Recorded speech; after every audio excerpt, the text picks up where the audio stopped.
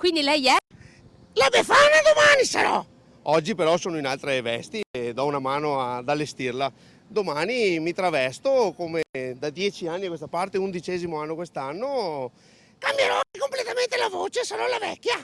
E domani ci sarà lui qui a far sorridere grandi e piccini, ma oggi era in Prato della Valle insieme ai colleghi guidati dal caporeparto Riccardo Marchiori. Almeno una trentina di uomini, tutti oggi in servizio volontario, più altri 20 colleghi in pensione.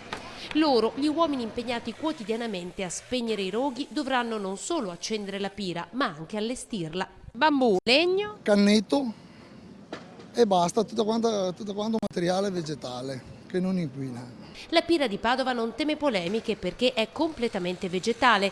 La testa è una struttura metallica rivestita di tessuto.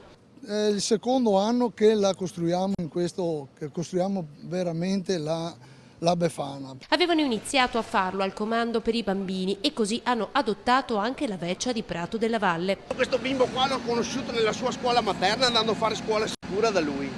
Vero? Ma gli dici come ti chiami? Riccardo, Riccardo. E cos'è che ti piace tanto? i pompieri. A loro però non chiedete di fare pronostici, non è il loro mestiere. Senta, ma la storia delle faville a destra e a sinistra la conosce? Questo proprio mi chiede ogni anno e ogni anno, questo non lo so.